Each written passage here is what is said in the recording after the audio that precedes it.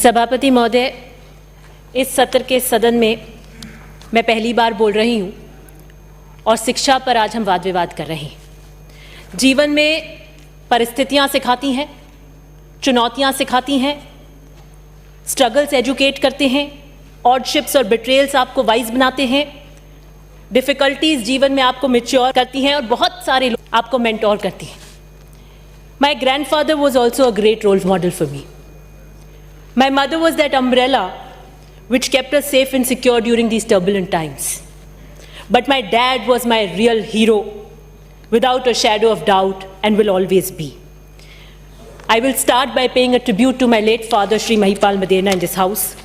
इस सदन के प्रथम दिन अध्यक्ष महोदय जब शोकाभ्यक्ति पढ़ रहे थे मेरे पिता की और मैं सुन रही थी, जज्बात इस कदर पेचीदा हुए और मैं सोच रही थी कि कितनी अनफॉर्चुनेट, कितनी अभागन हूँ कि इस पल में सुन रही हूँ। शायद किसी और बच्ची को इस दौर से, इस समय से नहीं गुजरना चाहिए, क्योंकि अपने को खोने का दर्द क्या होता है। लेकिन उसी क्षण में अपने आप को बहुत प्रिविलेज भी महसूस कर रही थी कि कितनी विश्वास के साथ, कितनी बड़ी जिम्मेदारी देकर गए हैं कि मैं इस सदन में बैठकर उस शोक का व्यक्ति का हिस्सा बन रही। और जब मैं शाम को गई कलम लेकर कागज पर अपने जज्बातों को उतारने के लिए, तो अल्फाजों के पिटारे में मुझे शब्द नहीं मिले। और निदा फाजली की गज़ल मुझे उस वक्त याद आई। वो जब यूरोप में पढ़ने गए, उन्होंने अपने पिता के ऊपर लिखी, तो यूरोप की एक लेखिका ने उनसे कहा कि आप अपने पिता के मरने पर अभी भी लिखते हैं? तो निदा फाजली ने कहा कि मैं जिस तबीयत से आता हूँ वहाँ पिता कभी नहीं मरती। हर पिता की मौत में संतान की मौत होती है। और मैं उस गज़ल को इस सदन में पढ़ना चाहती हूँ। तुम्हारी कब्र पे मैं फातिहा पढ़ने नहीं आया, तुम्हारी कब्र पे मैं फातिहा पढ़ने नहीं आया, क्योंकि मुझे मालूम था तुम मर नहीं सकते, तुम मर नहीं सकते। मेरी आंखें तुम्हारे मंजर में कैद हैं अब तक। मैं जो देखता हूं, सोचता हूं, वही देखता हूं जो तुम्हारी नेकनामी और बदनामियों की दुनिया थी। कुछ नहीं बदला, कुछ भी नहीं बदला। तुम्हारे हाथ मेरी उंगलियों में सांस लेते हैं। मैं लिखने के लिए जब भी कलम कागज उठाता हूं, मैं बैठा हुआ तुम्हें अपनी ही कुर्सी पर पाता हूं। बदन में मेरे जितना भी लहू है वो तुम्हारी लर्जिश और नाकामियों के साथ बहता है। तुम्हारी आवाज मेरे जहन में बोलती है, मेरे जहन में रहती है। मेरी लर्जिशों में तुम, मेरी बीमारियों में तुम। तुम्हारी कब्र पर जिसने तुम्हारा नाम लिखा है वो झूठा है। तुम्हारी कब्र में मैं दफन हूं और तुम मुझ में यहां जिंदा हो। चाटुकारिता की राजनीति से कोसों दूर सच को सच कहने का साहस रखते थे वो। दल, नीति, व्यक्ति, जो कोई भी किसान विरोधी रहे, उनके प्रखर आलोचक रहे वो। राजनीतिक नफा नुकसान नहीं देखा और यही कारण है कि उनका राजनीतिक जीवन संघर्षों में कटा। धैर्य के महासागर रहे और आशा के पर्याय रहे। 10 शतक के साल में शिकंज और चुनौतियों की बेबसी शायद हमारे चेहरे पर नजर आई, लेकिन उनके चेहरे पर कभी नजर नहीं आई। उन्होंने मुझे कर्ण की एक किताब महामृत्युंजय दी। कर्ण में विश्वास रखते थे वो।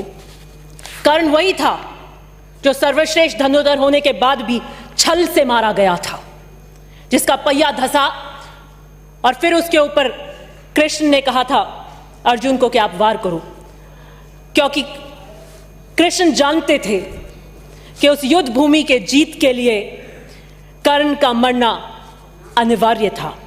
इसलिए मैं बड़ी दृढ़ता से विश्वास करती हूं, लाभ हानि, जीवन मरण, यश अपयश, विधि हाथ, कर्तव्य और कर्म की चुनौती उन्हें स्वीकार थी। The wheel of life and luck were very hard on him, but मौत के मंजर को भी उन्होंने आंख में आंख डालकर देखा। He was a true fighter. I salute him and I'm a proud daughter of Mahipal Maderna, and this is what will drive उनकी आवाज और दूत बनकर काम करूंगी। It's an incredible loss for us. जान चली गई लेकिन सांसें रह गई। दिल तेरे गम को सह गया कैसे, दिल तेरे गम को सह गया कैसे, आग में फूल रह गया कैसे। और मैं इसलिए कहना चाहती हूं कि एजुकेशन की 2 अप्रोच होती हैं, कॉग्निटिव और नॉन कॉग्निटिव। माहौल, environment, capacity building, team work, और जो एजुकेशनल इंस्टीट्यूशंस के माध्यम से दिया जाता है। अपनी बच्चियों को पढ़ाइए, उसे वो माहौल दीजिए, उसे दोनों एजुकेशन की अप्रोच दीजिए, उसे वो आत्मविश्वास दीजिए, उसे वो क्वालिटी एजुकेशन दीजिए कि वो खड़ी हो सके, अपने लिए बात कर सके। आज जो माहौल पूरे देश में बना हुआ है, मैं बड़ी आश्चर्यचकित होती हूं उसे देखकर। हिजाब, आपने देखा होगा, सबने पढ़ा होगा कि कर्नाटका में क्या हुआ और फिर देश के कोने कोने के अंदर उसके साथ क्या, किस तरीके से वो फैला, हाउ कंटेजियस इट बिकेम। ये तो हम अमृतकाल में नहीं आ रहे। This is not new India, this is not India at 75। आजादी के बाद का ये परिदृश्य नहीं है। हमें सोचने पे मजबूर करता है कि हम कहां जा रहे हैं। आज के अखबार में था कि हम अगली साल चांद पे जाने की तैयारी कर रहे हैं और यहां हम हिंदू मुसलमान, हिजाब बेहिजाब, नकाब बेनकाब पे बात करते हैं। पहले गाने बनते थे बेहिजाब आ गए हो, और अब हिजाब पहन कर आते हैं तो उस पर भी तकलीफ होती है। मुझे लगता है कि बराबर जो कॉग्निटिव अप्रोच है और नॉन कॉग्निटिव अप्रोच बराबर डालने की जरूरत है। हमें उन बच्चियों की अक्ल पे काम करना है, हमें उन्हें पढ़ाना है, उन्हें वो माहौल देना है। पूरे विश्व में हमारा सर झुका। ये नए भारत की कल्पना है। हमारा संविधान हमें के निर्माता हमें अनुच्छेद 25 में सभी व्यक्तियों को अपने धर्म को मानने और धर्म के अनुरूप आचरण की स्वतंत्रता देते हैं। अनुच्छेद 21 जीवन के अधिकार में गरिमा के साथ जीवन का अधिकार देता है। तो फिर ये छिटाकशी क्यों? यूनिफॉर्म की बात करने वाले जो कहते हैं कि नहीं यूनिफॉर्म होनी चाहिए, आप नहीं लेकर आएंगे, मैं ये कहती हूं कि चाहे सिंदूर लगाकर आए, चाहे सिख अपनी टर्बन पहनकर आए, उसे एजुकेशन से मत रोकिए। वो बच्ची जिसका हिजाब खींच लिया वो कभी उस शिक्षण संस्थान के द्वार पर नहीं आएगी। आपने उस पर किस प्रकार का प्रहार किया। वो कोर्ट इसलिए गए क्योंकि इनके एग्जाम्स नहीं हो पा रहे थे। उनके घर जाइए, उनके एग्जाम लीजिए। उसकी सोच को इतना इंडिपेंडेंट और इतना विकसित करिए कि वो अपने निर्णय स्वयं लेके मैं को हिजाब पहनना है या नहीं पहनना। यूनिफॉर्म की बात करने वाले लोग वही लोग हैं जो स्कूल के गरीब कुपोषित बच्चों के मिड डे मील में अंडा नहीं खाने देते। धर्मनिरपेक्षता और वैज्ञानिकता की बात करने वाले इन बच्चों को सोची समझी सिस्टमैटिक सोच के साथ इन बच्चों को कमजोर और बोना बना देना चाहते हैं। और आप तकलीफ पता है आपको किस बात की है? इन्हें तकलीफ इस बात की है, चाहे वो मुस्लिम लड़की हो, कोई और लड़की हो या कोई और बच्चा बहुसंख्यकवाद को चुनौती देता है, वो इनसे बर्दाश्त नहीं होता। एक असुरक्षा का माहौल पैदा होता है क्योंकि पर्दे के पीछे ये हिंदुत्व और आरएसएस का एजेंडा एजुकेशन सिस्टम्स में इस तरीके से लाना चाहते हैं, पंगु बना देना चाहते हैं। पहले एक नारा दिया था, नहीं होगा महिला पर वार, अब की बार मोदी सरकार। कहां है मोदी सरकार? बेटी बचाओ बेटी पढ़ाओ के नारे देने वाले, लाल किले की प्राचीर से बेटियों को और सशक्त करने वाले, आज ये माहौल बन गया है। कौन जिम्मेदार है इस माहौल का देश के अंदर? और 2014 में ही आए थे मोदी जी। कौन सा काल लगा? शनि काल मान लीजिए, राहु काल मान लीजिए। क्या व्यवस्था दी आपने कि 2000 से हमारे फ्रीडम, ह्यूमन फ्रीडम इंडेक्स 14 से स्लिप होता चला गया। 21 के अंदर हम 119 लेकर आए 165 से। फिर मैंने दूसरे फ्रीडम इंडेक्सेस देखे इंडिया के। Economic freedom partly free, press freedom mostly unfree, democracy India difficult situation. और वो तो हम देख सकते हैं कि आजादी के बाद हमारी सिचुएशन आज डेमोक्रेटिक लोकतंत्र के अंदर कितनी डिफिकल्ट हो गई। मैं दूसरा ध्यान आपका ऑनलाइन शिक्षा की तरफ केंद्रित करना चाहूंगी। मुझे नहीं लगता कि सदन में यहां से आने वाले लोग नेशनल एजुकेशन पॉलिसी पर बोलेंगे, और सदन के उपनेता बहुत ड्राफ्ट को बारीकी से पढ़ते हैं। मुझे पक्का विश्वास है कि उन्होंने नेशनल एजुकेशन पॉलिसी नहीं पढ़ी होती तो ये सब शिक्षा के वाद विवाद में हिस्सा नहीं लेते। ऑनलाइन लर्निंग पर भी वो फोकस करती है और मैं इसका पुरजोर विरोध करती हूं। यह भी नीति आयोग एक बायजूस करके एक लेकर आया ऑनलाइन क्लासेस, पूरी की पूरी फ्लॉड थी। जो आपने 4 घंटे के अंतराल पर कोरोना के अंदर लॉकडाउन लगा दिया, सोचा बिना मजदूरों की क्या हालत हुई, सबकी क्या हालत हुई, वहां शिक्षण संस्थानों में बच्चों की क्या हालत हुई, वो दैन्य है।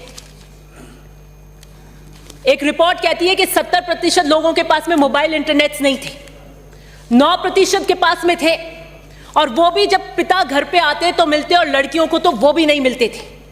और ऑनलाइन कक्षा में क्या होता है, यूट्यूब पे आप देखते हैं, सुनना चाहो तो सुनो, नहीं सुनना चाहो तो मत सुनो।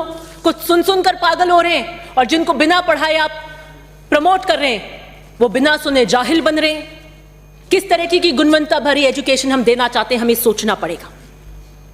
और इसलिए विशेष रूप से जब हम लॉकडाउन या कोई पैंडेमिक में प्रतिबंध करते हैं तो हमें देखना पड़ेगा किस मोहल्ले या कहां पर आए वहीं पर करें।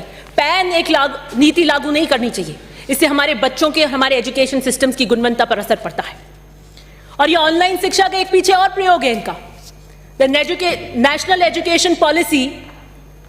अगर आप बिटवीन द लाइन्स पढ़ें तो it is imposing the Hindutva RSS agenda in education institutions. ये सेंट्रलाइज कर देना चाहती है, सब कुछ केंद्रीकरण करना चाहते हैं। हम बात करते थे गवर्नेंस को विकेंद्रित करने की, हर चीज को। आपको पता है एक साक्षरता अभियान चलाया जाता होगा आपके जमाने में, सब ढानी एजुकेशन ले जाई जाती थी, लोग जुम्बिश और किस तरीके के कार्यक्रम करते थे। अब ये चाहते हैं कि सब कुछ सेंट्रलाइज हो जाए, और सेंट्रलाइजेशन के अंदर जो कार्यक्रम पढ़ाया जाएगा वो भी ये तय करेंगे, और स्टेट्स उसको अडॉप्ट करेंगी। और कितना कम्युनल ये एजुकेशन को करना चाहते हैं, आप देखिए कितनी बारी और सिस्टमैटिक तरीके से करना चाहते हैं। और इन सेंट्रलाइजेशन के पीछे क्या हाथ है, इसके पीछे भी बड़े बड़े कॉर्पोरेट्स हैं। वो पूंजीवादी व्यवस्था जिसके ये हिमायती हैं, वो आज ये एजुकेशन में भी झलक रही है। डिजिटल इंडिया की बात करी थी इन्होंने, क्या हाल है उस डिजिटल इंडिया का? कितने लाख गांवों को आपने जोड़ना था और कुछ हजार गांव आप नहीं जोड़ पाए इंटरनेट से। सिर्फ शहर में इंटरनेट मिलता है। आपने एक डिजिटल डिवाइड क्रिएट कर दिया। राहुल गांधी जी सदन में कह रहे थे कि 2 हिंदुस्तान बना रहे हैं आप, एक गरीब का, एक अमीर का, और वही हो रहा है। डेटा नहीं है, पैकेजेस नहीं है, मोबाइल नहीं है, स्मार्टफोन्स नहीं है। किस तरीके से पढ़ेगा वो बच्चा, क्या समझ पाएगा? हम अगर किसी से मिलते हैं स्कूल में, किसी को खेलते हुए देखते हैं तो प्रभावित होते हैं, कोशिश करते हैं, लेकिन हम मोबाइल पे क्रिकेट देखते हैं तो हर कोई प्रभावित नहीं होता, फिर हम श्रोता ही बनकर रह जाते हैं। इसलिए मैं इस ऑनलाइन का, हमें टेक्निकली इक्विप बनाइए, ठीक है, लेकिन आप पूरे एजुकेशनल सिस्टम को ऑनलाइन पर मत कीजिए, ये बहुत घातक है हमारे लिए। मेरे पास एक बच्ची का पत्र है जिसने मुझे लिखा कि मैं पिछड़ चुकी हूं, मुझे कुछ नहीं आता, मैं 3 क्लास पीछे हो चुकी हूं, उसके नंबर भी हैं, मेरे को ऑनलाइन शिक्षा में कुछ समझ में नहीं आता, और मैं आज जिस परिस्थिति में 2 क्लास पीछे हो गई हूं, मुझे वहां पे कुछ नहीं आ रहा, पहले जो पढ़ा था वो मैं सब कुछ भूल चुकी हूं। एजुकेशन ऐसी चीज है जिसे निरंतर आपको प्रयास चाहिए, अभ्यास चाहिए। अगर गैप आ जाता है तो ब्लैंक हो जाते हैं। इसके बाद मैं आपका ध्यान आकर्षित करना चाहती हूं कि बहुत जरूरी है मंत्री महोदय जी कि जब हम ऑनलाइन कक्षा की बात कर रहे हैं तो आज लाइब्रेरीज की कोई बात नहीं कर रहा। हम स्कूल तो बढ़ाना चाहते हैं, लेकिन हम इन चीजों पर ध्यान नहीं देते, क्योंकि जब हम सब कुछ बुक्स ऑनलाइन कर रहे हैं, हर किताब की एक ऑनलाइन वर्जन आ जाती है, तो आजकल लाइब्रेरीज और पुस्तकालयों का कोई महत्व नहीं रह जाता। मुझे नहीं लगता कि कोई हमारी इस सदन की लाइब्रेरी में कोई दिखता होगा, कोई एक आधा एमएलए जाते, कोई नहीं जाता, कोई उसका यूज नहीं लेता। Libraries store the energy that fuels the imagination. They open up the windows of the world and inspire us to explore and achieve and contribute to the improving quality of life. और अगर ये करना बहुत जरूरी है, नहीं तो एक रट्टा विद्या चालू हो जाएगी जो इस वैज्ञानिक युग के अंदर बेमानी होगी। इसलिए बहुत जरूरी है हम इस पे भी फोकस करें। दूसरी बात आती है लेबोरेटरीज की। आप विशेष रूप से इसका भी एक्सटेंशन कीजिए। Without laboratories, men of science are soldiers without arms. प्रयोगशालाओं के बिना विज्ञान के लोग बिना हथियारों के सैनिक हैं। और ये शोध ऐसा है कि लंबा चलता है तब इसकी कोई गुणवत्ता भरी आउटकम निकलती है, एक दिन में नहीं हो सकती। अब मैं आऊंगी हायर एजुकेशन पे। 80% हायर एजुकेशन इज प्राइवेटाइज्ड। जो बार बार ये कह रहे हैं, सदन के उपनेता व्यास विद्यालय पे उस पे कह रहे थे कि प्राइवेट एजुकेशन सिस्टम्स बहुत मशरूम हो रहे हैं। अनरेगुलेटेड फीस का मामला हम देखते हैं। उनकी गुणवत्ता और क्वालिटी का कोई चेक नहीं है। लेकिन उसके पीछे हम भी क्या कर रहे हैं? राहुल गांधी जी सदन में बात कर रहे थे, अमीरों का हिंदुस्तान, गरीबों का हिंदुस्तान। प्रधानमंत्री जी कह रहे थे नेहरू नेहरू नेहरू नेहरू। राहुल गांधी जी ने बात करी गरीबी पर, एमएसएमईज पर, बेरोजगारी पर, अर्थव्यवस्था पर, यूनियन ऑफ स्टेट्स पर, किसान पर, क्रोनी कैपिटलिज्म पर, चाइना पर, शिक्षा पर। प्रधानमंत्री जी का जवाब आया कांग्रेस नेहरू, कांग्रेस नेहरू, 60 साल कांग्रेस नेहरू, 60 साल कांग्रेस नेहरू, 60 साल। जयनारायण जवाहरलाल नेहरू यूनिवर्सिटी, जयनारायण जोधपुर वाले पे भी आऊंगी, जिसने उस इंस्टीट्यूशन की फाउंडेशन को डिसमेंटल कर दिया। कुलपति जगदीश कुमार, पूरे विश्व में जिसने एजुकेशनल सिस्टम्स की नींव को हिलाया, जो विश्व भर की चर्चा रहे, जेएनयू का भट्टा बिदाने का श्रेय जिसे जाता है, राष्ट्रवाद के नाम पर राजनीति का गढ़ बनाया उस शैक्षणिक संस्थान को, एकेडमिक माहौल के लिए जाना जाता है जेएनयू, उसका क्या हाल किया? घटिया मानसिकता का टैंक बनाना चाहते हैं। आरएसएस की नीतियों को आगे बढ़ाने के कारण इन कुलपति जी को एक्सटेंशन मिलता है। और वहां नहीं रुकी बात, उसके बाद इन्हें यूजीसी का चेयरपर्सन बना दिया जाता है। और आप कहते हैं कि हम एजुकेशन के प्रति बहुत गंभीर हैं। ये देखिए आप आरएसएस की आइडियोलॉजी को कैसे प्रमोट करना चाहते हैं। कोई जांच नहीं हुई, कुलपति के रूप से मुंह से एक शब्द नहीं निकला जब वहां पर हमला हुआ। फिर अब नई जेएनयू की वीसी आई है, मेरिट पे आई है naturally, professor Shantishree Dhulipudi, if I am not pronouncing it wrong. 2011 में पुणे यूनिवर्सिटी में भ्रष्टाचार के आरोप लगे। सुनंदा पवार समिति ने उन आरोपों को सही पाया, 5 इंक्रीमेंट रोके गए और जेएनयू की वीसी बन गई। क्यों बन गई? कि जिस राम की आरएसएस और भाजपा बात करते हैं, उसके महिमा मंडन की प्रचारक थी, नाथूराम गोडसे की समर्थक थी। किसान आंदोलन को परिजीवी आंदोलन कहने वाली, शाहीन बाग के प्रदर्शन को अवैध जिहादियों का प्रदर्शन कहने वाली, बाद में उन्होंने अपने ये ट्वीट्स डिलीट कर दिए, इनको जेएनयू की वीसी बनाया जाता है। कैसा भविष्य होगा? क्या हम देंगे कि हमारे बेहतरीन पब्लिक एजुकेशनल सिस्टम्स को आप निस्तनाबूद कर देना चाहते हैं? ये जेएनयू को जनेऊ बनाने का काम करेंगी, ये इनके एजेंडा है।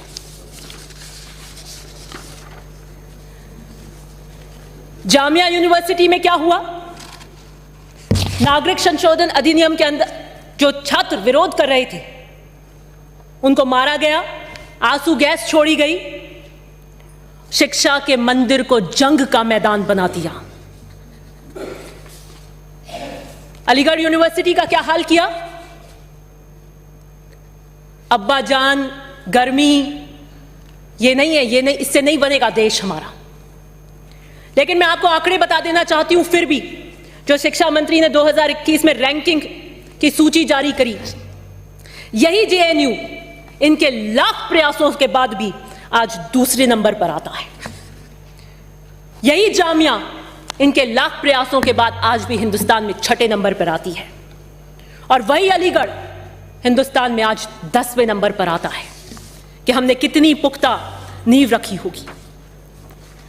मैं मंत्री महोदय जी आपसे विशेष अनुरोध करना चाहती हूं कि जिस नेहरू के बारे में बार बार सदन में बात किया जाता, वो नेहरू थे जिसने साइंटिफिक टेम्पर की बात करी।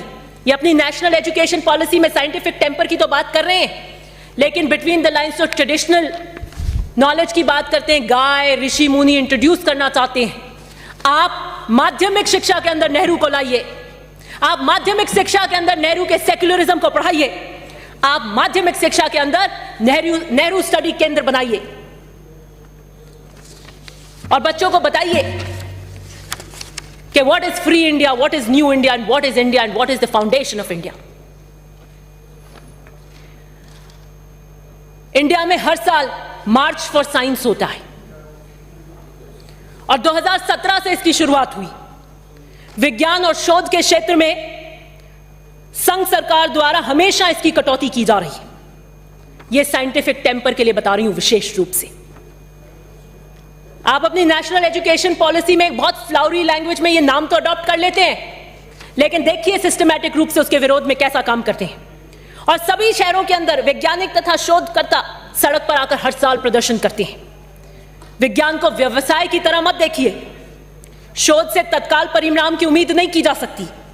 यह एक रचनात्मक गतिविधि है जिसको कई वर्ष लगते हैं और यह बहुत चिंताजनक स्थिति आज आप भारत में क्रिएट कर रहे हैं। आप तो चाहते हैं सिर्फ ऐसे पंगु लोग आए जो अंधभक्त हों। अब मैं आऊंगी स्कॉलरशिप ऑफ SC ST जो आप रैशनलाइज करना चाहते हैं। मैंने पिछली बार कहा था Rohit Vemula that student SC का जिसने आत्महत्या कर ली, यह आपकी देन थी। आप SC ST वर्ग पर हमला कर रहे हैं, दलितों का दमन कर रहे हैं। Right from education institutions SC ST के 60% पद IIT IIM और केंद्र यूनिवर्सिटीज में खाली हैं और 12,000 और दूसरे पद खाली हैं। अनुसूचित जाति, जनजाति, पिछड़े वर्ग, अल्पसंख्यक विद्यार्थियों के लिए स्कॉलरशिप की युक्ति संगत बनाने हेतु राज्य सरकार के मंत्री राजनाथ सिंह की अध्यक्षता में बनाई गई कमेटी प्रतिवेदन देती है जो बहुत ही खतरनाक है। 3 करोड़ विद्यार्थियों को प्रभावित करेगी। SC ST, OBC माइनॉरिटीज, इन जाति तथा कैटेगरी के बावजूद समान स्कॉलरशिप इन्हें दी जाए। कमाल बात करते हैं आप। कॉन्स्टिट्यूशन इन्हें रिजर्वेशन देता है, इनकी परिस्थितियां बड़ी भिन्न है। आपस में लड़ाने के लिए आप रैशनलाइजेशन कर देना चाहते हैं। अभी जो मुद्दा चल रहा है वो है, हमने सबने देखा और हमने सब उन यूक्रेन के बच्चों की पीड़ा को महसूस किया। अनरेगुलेटेड फीस के कारण जो अफोर्ड नहीं कर सकते वो इंटेलिजेंट बच्चे यूक्रेन जाकर मेडिकल और टेक्निकल और दूसरी चीजों में भर्ती लेते हैं। आपके मंत्री क्या कहते हैं जोशी जी कि यहां पे जो फेल हो जाते हैं बच्चे वो वहां यूक्रेन में जाकर दाखिला लेते हैं। आपको किसने अधिकृत सर्टिफिकेट देने के लिए तय किया? Who are you to judge the intellect of those children? Who are you to give the certificate to those children? और वो भी जब जीवन और मरण की बात आई हुई है। कौन किस कारण जाता है वो जरूरी नहीं है। आप अपनी लीपापोती करना चाहते थे। सदन के उपनेता समग्र चिंता की बात कर रहे थे, लेकिन कोई सेफ इवैक्यूएशन प्लान आपने बनाया नहीं। एक बोकस हॉरिबल एडवाइजरी आपने निकाल दी कि खारखीव से आप अपने रिस्क पर निकल जाइए। अब आपने अपने मंत्री वहां खड़े कर रखे हैं कि PR एक्सरसाइज कर रहे हैं। जब आप प्लेन में बैठे तो आप मोदी के जयकारे लगाइए। यह आप करना चाहते हैं। ऑपरेशन गंगा, मुझे बड़ा ताजुब हुआ कि कोरोना की दूसरी लहर में जब गंगा के अंदर शव तैर रहे थे तब आपको ऑपरेशन गंगा करना चाहिए था, तब आपको याद नहीं आया। लेकिन क्योंकि यूपी में चुनाव है तो यूक्रेन के बच्चों को लाने के लिए आपने नाम दिया ऑपरेशन गंगा। क्या तालमेल हुआ? और जब नमामि गंगे की क्या हालत है, खैर एजुकेशन पे चर्चा कर रही हूं इसलिए इस पे नहीं बात करूंगी, लेकिन ऑपरेशन गंगा आपको जब करना चाहिए था तब आप दीदी और दीदी कर रहे थे और आपका खेला होबो हो गया। PR एक्सरसाइज आप कर रहे हैं। लास्ट में मैं बात करना चाहूंगी हायर एजुकेशन पे। उपनेता सदन में बोल रहे थे और मैं उन्हें सुन रही थी। बहुत ही उम्दा वक्ता हैं, लेकिन प्रेजेंटेशन उससे भी कहीं ज्यादा है। जिस आत्मविश्वास के साथ वो अपने तथ्यों को सदन में रखते हैं, कोई सोच भी नहीं सकता कि कितनी कला के साथ वो पूरे सदन को गुमराह कर जाते हैं। उन्होंने कहा कि कुकुरमुत्त की तरह मशरूम हो रहे हैं। हर साल इस सदन में एजुकेशन इंस्टीट्यूशंस की आप घोषणा करती हैं। आप क्या नए विश्वविद्यालय खोलने के खिलाफ हैं? और आपने कहा ये यहां आया, जो मैं देख रही थी प्लेन की उड़ान की तरह, ये भी जोधपुर आया, ये भी जोधपुर आया। क्या आप जोधपुर विरोधी हैं? जब आप सीकर से मेडिकल इंस्टीट्यूशन चूरू ले जाते हैं तब हम तो प्रश्न नहीं करते। आपने कहा कि एमबीएम विश्वविद्यालय की स्थापना के ऊपर आपने कहा कि स्थापना तो आपने कर दी, लेकिन उसके अंदर फैकल्टीज वगैरह आपने नहीं खोली। तो मैं आपको बता देना चाहती हूं कि आपकी शिक्षा नीति भी बहुसंख्या विश्वविद्यालय की स्थापना की बात करती है। क्या आप उसका विरोध कर रहे थे? मैं आपके नेशनल एजुकेशन पॉलिसी का पुरजोर विरोध करती हूं। वो प्राइवेटाइजेशन की बात करती है, वो सेंट्रलाइजेशन की बात करती है, वो हिंदुत्व के एजेंडा को बैकडोर से एंट्री कराना चाहती है। फिर आपने कहा कि एमबीएम विश्वविद्यालयों के शिक्षक फैकल्टी की कोई व्यवस्था नहीं है। तो मैं आपको बताना चाहती हूं कि उसमें कुलपति, रजिस्ट्रार तथा वित्तीय नियंत्रण की नियुक्ति महीनों पहले हो चुकी है। एक और बात आपने कही, मैं उसमें नहीं जाऊंगी कि सरदारपुरा, और आपने जो एड्रेस पढ़े वो सरदारपुरा का एड्रेस तो था, लेकिन वो सरदारपुरा विधानसभा क्षेत्र का एड्रेस नहीं था। और वो जो कॉलेज खुलेगा वो लूनी के विधानसभा क्षेत्र में खुलेगा। आपने व्यास विद्यापीठ के इंस्पेक्शन कमेटी की बात करी और आपने कहा कि 2 जय नारायण व्यास के 2 प्रोफेसर शामिल हुए जो 2013 की भर्ती के थे। वो दोनों प्रोफेसर एमबीएम कॉलेज के थे और 2013 में एमबीएम कॉलेज में कोई भर्ती नहीं हुई। लेकिन फिर भी मैं आपसे प्रश्न पूछना चाहती हूं, क्या आप जय नारायण व्यास विश्वविद्यालय जोधपुर के प्रोफेसर होना क्या गुनाह है? आपने बात करी कि इस विश्वविद्यालय को एनएनएसी से द्वारा एक्रेडिटेशन नहीं हुआ है। पहले आप एक्रेडिटेशन तो ले लीजिए श्रीमान जी, पहले विश्वविद्यालय स्थापित तो होने दीजिए। स्थापित होने से पहले एक्रेडिटेशन कैसे लेंगे? फिर आपने कहा कि 28 शिक्षक गिरफ्तार हुए क्योंकि आपका पॉलिटिकल एजेंडा था वो गिरफ्तारियां कराना, और उन सबको आपने रेगुलर कर दिया। मैं फिर आपको बताना चाहती हूं कि यह एकदम गलत तथ्य था। नियमित किए गए शिक्षक हैं उनमें एक भी गिरफ्तार नहीं हुआ था, एक भी। और जो गिरफ्तार हुए उनका मामला आज भी न्यायालय में विचाराधीन है। फिर आपने कहा कि तत्कालीन कुलपति जेल चले गए थे। कंक्लूड करें माननीय सदस्य। एक लास्ट पॉइंट बोल के तो मैं ये भी बताना चाहती हूं कि जय नारायण विश्वविद्यालय यूनिवर्सिटी के कोई भी कुलपति जेल नहीं गए। अब मैं बात करूंगी लास्ट पे जो आपका प्रमुख एजेंडा है सीबीआई का। रीट पेपर लीक पर आप सीबीआई की जांच कराना चाहते हैं? तो मैं ये कहना चाहती हूं कि ये सीबीआई, 2 सदन में लोग हैं जिनको शोभा नहीं देती, या तो आपको नहीं देती या मुझे नहीं देती जब हम सीबीआई की बात करते हैं। क्या है सीबीआई? इसकी क्रेडिबिलिटी क्या है? सुप्रीम कोर्ट से लेकर आम व्यक्ति से पूछिए तो आप जानते हैं इसकी क्रेडिबिलिटी क्या है। अपने दिल पर हाथ रख के पूछिए इसकी क्रेडिबिलिटी क्या है। क्या है सीबीआई? ये वो टूल है जो अपने राजनीतिक प्रतिद्वंदियों पर इस्तेमाल किया जाता है राजनीतिक हत्या करने के लिए। Political murder for targeting your political opponents. क्या आप इस पर विरोधाभास रखते हैं? This is the new political culture. पहले अरेस्ट कीजिए, फिर एविडेंस मैन्युफैक्चर करिए। यह सीबीआई। और आपने सुना होगा जब शांति धारीवाल जी कह रहे थे, जब हम आते हैं इधर तब हम सीबीआई को नहीं मानते, जब ये इधर आते हैं तब ये सीबीआई को मानते हैं, हम इधर आएंगे तब हम भी सीबीआई को मानते। मुझे लगता है कि सीबीआई का खेल अब बंद कर देना चाहिए। जुडिशियल रिफॉर्म्स तो आप लाते नहीं हैं। फ्लॉड नेशनल एजुकेशन पॉलिसी लाते हैं। नाम बदलने में महारत है आपकी।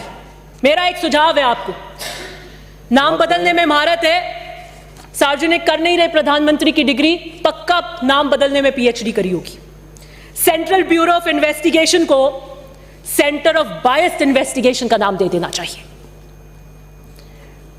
और इससे कहीं अधिक, समाप्त करें माननीय सदस्य। ये लास्ट पॉइंट एक बार, और इससे कहीं अधिक समग्र चिंता की जब आप बात करते हैं, दुर्योधन अंधे थे गांधारी ने कृत्रिम अडॉप्टेड अंधापन धारण किया और मोदी जी जो कर रहे हैं आप सब ने वो अडॉप्टेड समग्र अंधापन धारण किया। कम से कम इसमें तो एक राय होइए और कहिए कि सीबीआई को प्रतिबंधित कीजिए। ये प्रताड़ित करने का क्रूरतम खेल नहीं तो अनवर्थ चलता रहेगा। Justice delayed is justice denied. और मुझसे ज्यादा कौन जानता है सीबीआई की पीड़ा को, कौन समझ सकता है इस पीड़ा को। हम न्याय की उम्मीद में जीवन से चले गए इन हाथों में मैंने उन्हें खो दिया न्याय की टकटकी के लिए।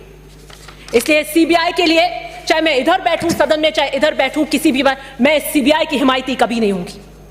और लास्ट में ये 4 लाइन कहकर उस पीड़ा को जो सीबीआई के लिए बात करते हैं कि सिर्फ इसलिए कि टॉर्चर करा जा सके, एक नया पॉलिटिकल टारगेट लिया जा सके, इस राजनीति से ऊपर उठिए।